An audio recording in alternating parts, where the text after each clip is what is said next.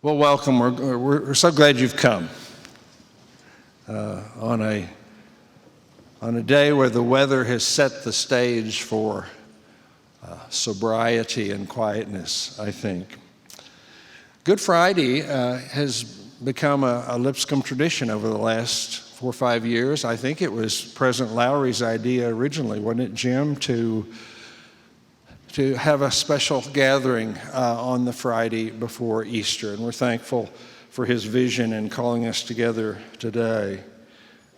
This is an important time of worship over the next half hour. And so because it's a reverential and meditative time, we're asking you to shut down and put away all your phones and other devices you have. Would you do that now, please? Thank you. In the Christian world, Good Friday has long marked the day of Jesus' death. We think it goes back, the celebration of Good Friday as such goes back at least as far as the 4th century AD. And now today, in every corner of the world, men and women are gathering, pausing to ponder the meaning of one particular Roman crucifixion 2 centuries ago. The wisdom of ancient Israel says, across the span of human life, for everything there is a season, a time for every purpose under heaven. That's Ecclesiastes 3. And it goes on to delineate some of those seasons for which there is a time for us all, a time to be born, a time to die, a time to weep, a time to laugh, a time to mourn, and a time to dance. And if I might be allowed a moment of personal privilege, at this moment in my span of years, it is the season of rejoicing because our daughter is in labor. And yeah, you can, thank you. So say a little prayer for Jennifer Durham Fowler, my little girl who's about to have a little boy somewhere in a hospital in Boston. So this is a time of mourning, but there'll be some dancing at the Durham house later today, God willing. And we can dance on Sunday. Sunday's a day to dance, but today it is more appropriate to mourn together. So Good Friday is a day of intentional sorrow. Tony Campolo has a famous sermon called, "It's Friday, but Sunday's coming." And we say, yes, but this is Friday, and not a day to hurry past on our way to Easter, but a day to stop, at least for a moment or two this morning, and consider the reality and the inevitability of the thing called death, and what one person's death might say to us all about our own. I invite you, if you have a moment and have access today, to read an excellent article on the front page of today's New York Times. It's by Peter Wehner, and he, in that article, that essay, quotes an Episcopal scholar named Fleming Rutledge, who said, "Until the accounts of Jesus' death burst upon the Mediterranean world 2,000 years ago, no one in the history of human imagination had conceived of such a thing as the worship of a crucified man." But here we are. And the cross, surely one of the cruelest inventions of human imagination, has become the most compelling symbol of the most popular faith on earth, because it symbolizes a conviction, our conviction that our God has come among us in our every season of life and death, and not only dances with us, but mourns with us. And because that cross, that mysterious and magnificent moment in time, tells us of a day when Jesus gave it all up for love, put his life in harm's way, in divine judgment's way, casting himself upon the wrath of God so that you and I might cast ourselves upon the mercies of God. That's what the cross is about. That's what today is about. Did e'er such love and sorrow meet, where thorns compose so great a crown? So what is our task today? I think in the things that we will share over the next few minutes, it's an opportunity to mourn appropriately, in a healthy way, in a grown-up way. To experience today a holy sadness, a sadness over the death of the bravest and kindest person who ever lived, but also a chance while we're at it to experience a sadness about some of the things in our world that required divine atonement, to mourn together over human injustice and inequity, over abuse and bigotry, over poverty and hunger, over war and other forms of violence, and even to mourn together over our own complacency in the face of all that. A day to ponder and pray and mourn. And yeah, Sunday's coming. So ahead of us in the next few minutes, you're going to see a brief video. Then you're going to hear the story of Good Friday as told from Luke's gospel. Several voices will bring that story to us. We'll have a song or two, and somewhere in the middle, you're going to hear from our new friend, Al Sturgeon, our new Vice President of Student Affairs, who many of you have already met, and if you haven't, you really must. And I'm really looking forward, Al, to what you have to bring to us as we think about the events of Good Friday. We'll close with a prayer, and then we'll go out in silence into the rest of this day. We're glad you're here.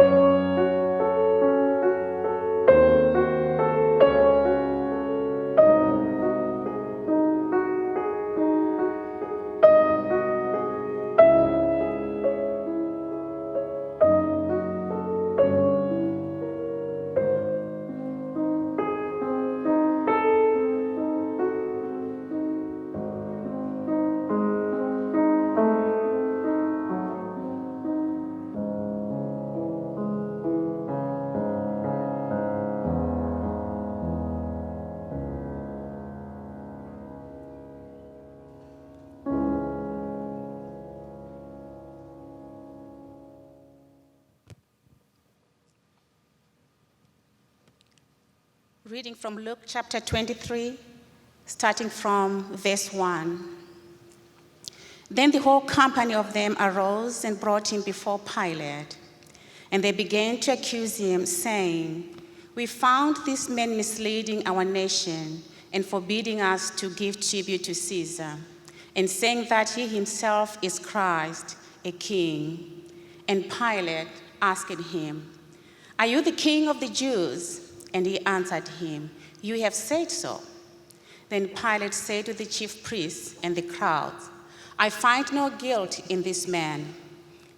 But they were urgent, saying, "He stirs up the people, teaching throughout Judea, from Galilee even to this place."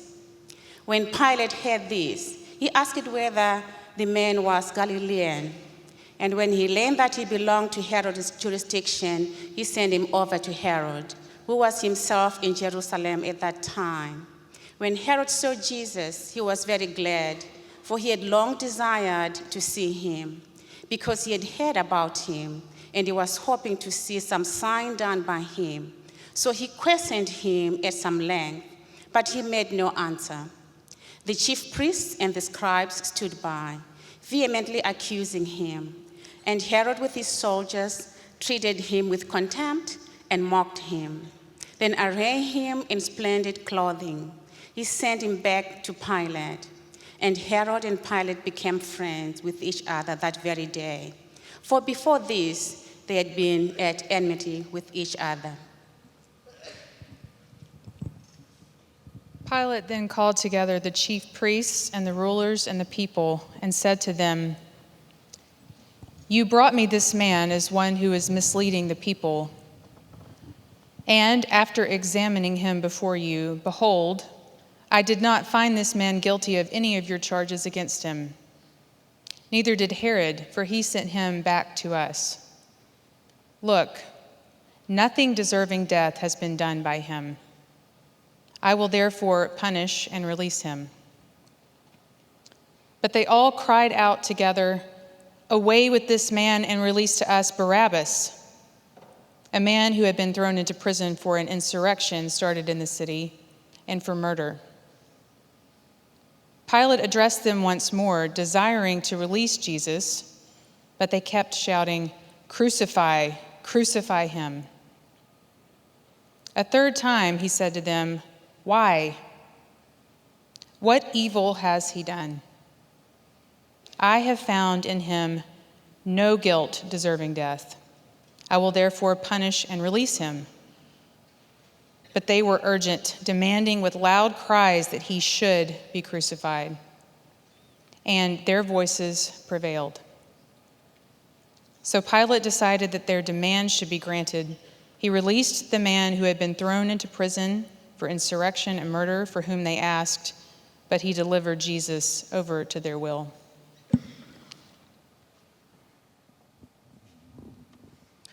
And as they led him away, they seized one Simon of Cyrene, who was coming in from the country, and laid on him the cross to carry it behind Jesus. And there followed him a great multitude of the people and of women who were mourning and lamenting for him. But turning to them, Jesus said, "Daughters of Jerusalem, do not weep for me, but weep for yourselves and for your children. For behold, the days are coming when they will say, 'Blessed are the barren in the wombs that never bore and the breasts that never nursed.' Then they will begin to say to the mountains, 'Fall on us,' and to the hills, 'Cover us.' For if they do these things when the wood is green, what will happen when it is dry?" Two others who were criminals were led away to be put to death with him. And when they came to the place that is called the Skull, there they crucified him, and the criminals, one on his right and one on his left. And Jesus said, "Father, forgive them, for they know not what they do." And they cast lots to divide his garments. And the people stood by watching, but the rulers scoffed at him, saying, "He saved others, let him save himself, if he is the Christ of God, his chosen one." The soldiers also mocked him, coming up and offering him sour wine and saying, "If you are the king of the Jews, save yourself." There was also an inscription over him, "This is the King of the Jews." One of the criminals who were hanged railed at him, saying, "Are you not the Christ? Save yourself and us." But the other rebuked him, saying, "Do you not fear God, since you are under the same sentence of condemnation? And we indeed justly, for we are receiving the due reward of our deeds. But this man has done nothing wrong." And he said, "Jesus, remember me when you come into your kingdom." And he said to him, "Truly I say to you, today you will be with me in paradise." It was now about the 6th hour, and there was darkness over the whole land until the 9th hour, while the sun's light failed, and the curtain of the temple was torn in two. Then Jesus, calling out in a loud voice, said, "Father, into your hands I commit my spirit." And having said this, he breathed his last. Now when the centurion saw what had taken place, he praised God, saying, "Certainly this man was innocent."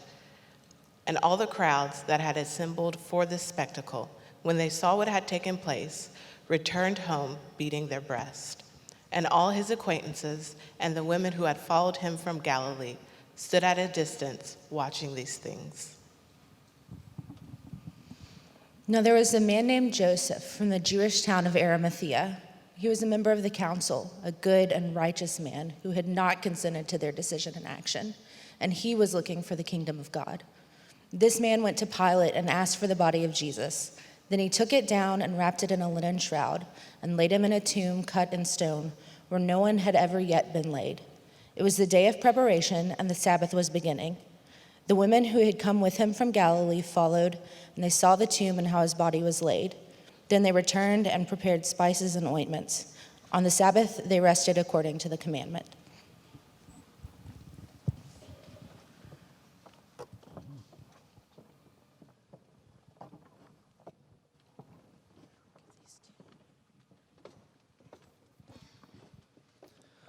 Let's stand together and worship. And can it be that I should gain an interest in my Savior's blood? Died he for me who caused his pain, for me who held his perfect love. Amazing love, how can it be that you, my God, would die for me? Amazing love, how can it be that you, my God, would die for me? You left your Father's throne above, so free and infinite your grace, emptied yourself of all but love, and bled for Adam's helpless race.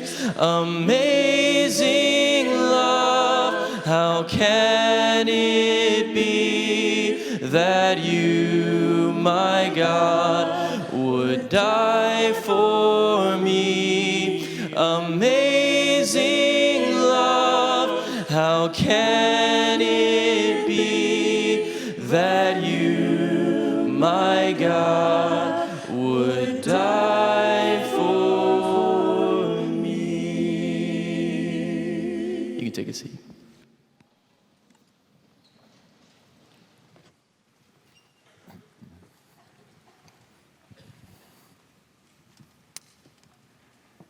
Well, did you notice that we are having classes on Good Friday? You noticed. I know you did. Many of you know that recently moved across the country from another Christian university associated with Churches of Christ, and they're having classes today. And every year I had the opportunity to be asked, wait a second, we're a Christian school. Why are we having classes on Good Friday? And there are a lot of good reasons for that. What a great moment to be together today like this, of course. But it was fun for me to try to remember and think back to the heritage that I grew up in, and the seriousness in which we approach scriptures. And I remember learning a long time ago this little verse in Galatians when Paul was talking about the freedom that was found because of Jesus' sacrifice. And he was being critical, it seemed, and he said, you're still observing these festivals and seasons and things that were required by the law. And I remember learning that there's no more legal requirement for us to hit these certain days, and so besides Sunday, we wouldn't pay attention to any particular religious holiday or holy day. But it's interesting, I've noticed in the past several years, and myself and many others, people in my faith tradition, coming to the conclusion of, well, maybe we're not required to, but that doesn't mean that there's nothing beneficial in recognizing seasons and times of year. And so I noticed that we would begin to have Advent sermons during the season leading up to Christmas. And then we would talk about the Epiphany in January and the season of Lent leading up to a week like this. But what I found particularly interesting, as I noticed it in myself, is we would often skip over Good Friday. And we would recognize last Sunday, Palm Sunday. At the last church that I was a part of, our children would come into church on Sunday morning on Palm Sunday and bring palm branches and hit people in the side of the head as they're marching up the aisles and getting everyone's attention. But we were celebrating Jesus as entering into Jerusalem. And then we'd go about our week, and then we'd come back next Sunday, and Jesus is raised from the dead, and we would somehow skip over the middle of it all, the event that all of the Old Testament points toward, that all of the rest of the New Testament points back toward, that event, this cross. And so I'm glad and honored to get a chance to speak today and for us to pause and recognize this holy moment together. But I was given 12 minutes, and I realized I was going to take half of them just warming up, and I thought, well, how in just a few minutes do you take this event that there have been books and volumes of books and songs and art and music throughout the last 2,000 years trying to capture? How do I just take a few minutes on a gloomy Friday afternoon or Friday morning and say a word about the cross?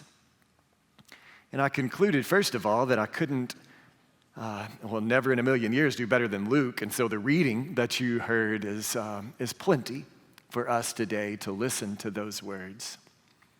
But I thought I would take just a minute to look at something that's overlooked at the end of that story. Even in the video that we watched, it was a little part of the story that didn't get a slide in the video. And that's at the end of this story, still on Good Friday, Jesus is buried. The gospel is often referred to as the death, burial, and resurrection of Jesus. And we do talk a lot about death and the cross of Jesus, and we memorialize that, and we probably not enough, but we do talk about the resurrection and the empty tomb. But that burial in the middle is a part of this story too.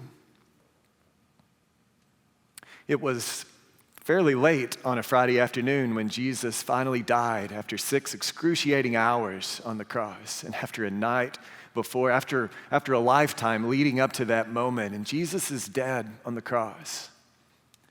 He's bloody, it's messy, and he needs to be buried. And there's a dilemma that's being faced by the people that care about him. There are actually 2 dilemmas. First of all, Jesus was killed by being hung on a tree. And in the book of Deuteronomy, so in the law, it says that if someone dies by hanging on a tree, they need to be buried that day. And it's already late in the day. And it had been concluded by the religious scholars that a crucifixion, an execution by the Roman authorities, qualified as death by hanging on a tree. And so he had to be buried before the day was over.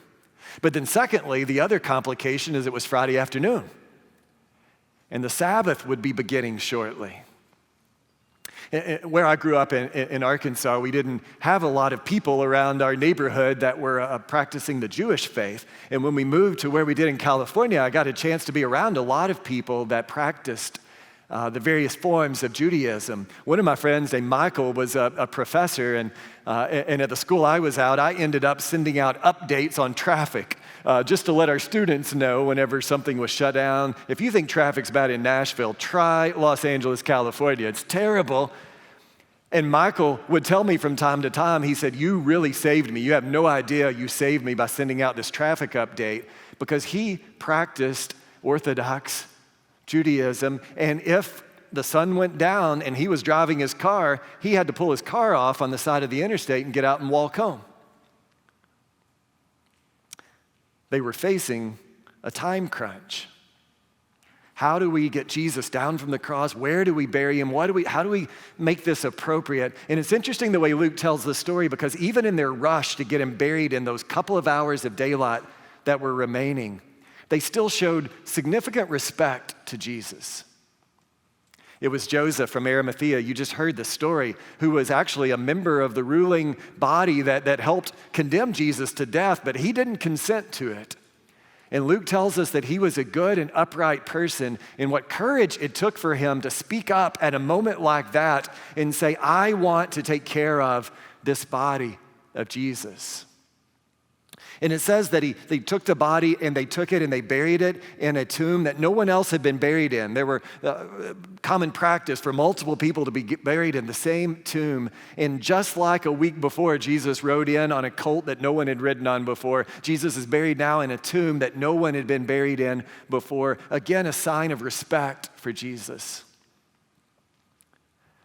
But what really caught my attention was the very last verse of Luke chapter 23. And it was the women. It was the women in a highly patriarchal society who we see throughout the Gospel of Luke time and again. They're the ones who seem to get it when no one else does. They're the ones who have been financially supporting Jesus in his ministry. They're the ones, when everyone else ran away, they're still standing close by. They're going to be the ones at the tomb. And it's the women at the end that hurry home and start preparing the spices and perfumes for a proper burial, even though there's no time for it yet. And then the last phrase says, and then they rested on the Sabbath in obedience to the command. And that part blows my mind, because how do they rest after what just happened? There was just this eclipse of some sort where there's total darkness for no apparent reason in the land. Also, the curtain of the temple, think of a curtain as high as Allen Arena that was split from top to bottom, showing that it wasn't vandalism that took place.